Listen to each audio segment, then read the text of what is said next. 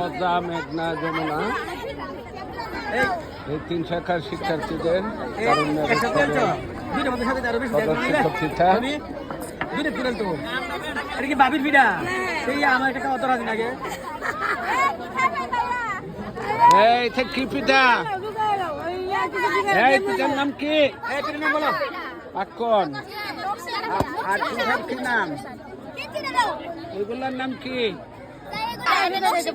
চিরুনি পিঠা, নকশি পিঠা, তারপরে ভাপা পুলি। কি দিয়ে বানানো হয় বলো তো? আর এটা কি পিঠা? ভাজা পুলি। আর এখানে